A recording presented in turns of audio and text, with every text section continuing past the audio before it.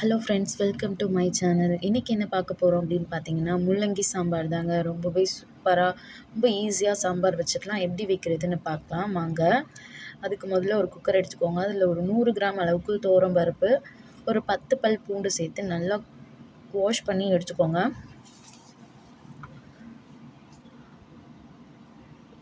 இப்போ 1/4 ஸ்பூன் அளவுக்கு வெந்தயம், 1/4 ஸ்பூன் அளவுக்கு ஜீரகம், ஒரு 1/4 டீஸ்பூன் அளவுக்கு மஞ்சத்தூள் சேர்த்து பருப்பு முங்குற அளவுக்கு தண்ணி ஊற்றி ஒரு 3 விசில் விட்டு எடுங்க.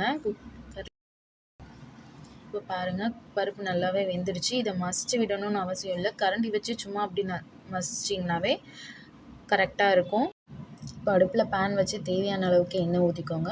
ஒரு 1/2 ஸ்பூன் அளவுக்கு கடுகு நல்லா பொரிஞ்சதும் ஒரு பெரிய சைஸ் வெங்காயமும் 2 காஞ்ச மிளகாவும் கட் பண்ணி சேர்த்து நல்லா வதக்கி விடுங்க. வெங்காயம் நல்லா கோல்டன் ப்ரௌன் ஆகிற அளவுக்கு வதக்குங்க. வெங்காயம் நல்லா வதங்கினதும் ஒரு கொத்து கருவேப்பிலையும் 2 தக்காளியும் கட் பண்ணி சேர்த்துக்கோங்க. சேர்த்து நல்லா வதக்கி விடுங்க.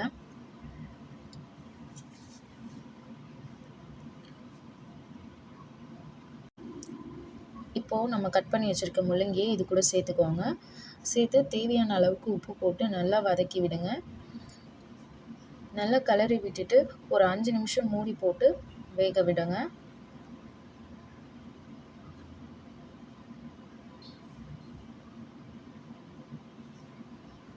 அஞ்சு நிமிஷம் கழித்து ஓப்பன் பண்ணி பாருங்கள். தக்காளி நல்லாவே வதங்கியிருக்கு. முள்ளங்கியும் பாதி அளவுக்கு வெந்திருக்கு. நல்லா கிளறி விட்டுட்டு இப்போ 1 ஸ்பூன் அளவுக்கு மிளகாத்தூள் சேர்த்துக்கோங்க. உங்களுக்கு வேணும்னா நீங்கள் சாம்பார் பொடியும் சேர்த்துக்கலாம். நான் மிளகாத்தூள் மட்டும் சேர்த்துக்கிறேன். சேர்த்து நல்லா கிளறி விடுங்க. இப்போது நம்ம வேக வச்சுருக்க பருப்பை இது கூட சேர்த்துக்கோங்க. சேர்த்து உங்களுக்கு தேவையான அளவுக்கு தண்ணி ஊற்றி நல்லா கிளறி ஒரு 10 நிமிஷம் நல்லா கொதிக்க விடுங்க. சாம்பார் நல்லா கொதிக்கணும்.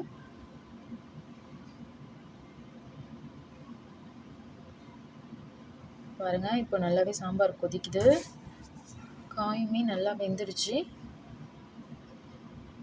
இப்போ ஒரு சின்ன நெல்லிக்காய் சைஸ் அளவுக்கு புளியை கரைச்சி இதில் சேர்த்துக்கிறேன். சேர்த்து கிளறி ஒரு 2 நிமிஷம் கொதிக்க விட்டு எடுத்திங்கன்னா முள்ளங்கி சாம்பார் ரெடிங்க. ரொம்பவே ஈஸி இந்த சாம்பார் வைக்கிறது. ரொம்ப சூப்பராகவும் இருக்கும். வீட்டில் ட்ரை பண்ணி பாருங்கள் எப்படி இருக்குன்னு. ட்ரை பண்ணிவிட்டு கமெண்ட்டில் சொல்லுங்கள். என்னோடய வீடியோ பிடிச்சிருந்தா லைக் பண்ணுங்கள், ஷேர் பண்ணுங்கள், சப்ஸ்கிரைப் பண்ணுங்கள். தேங்க்ஸ் ஃபார் வாட்சிங்.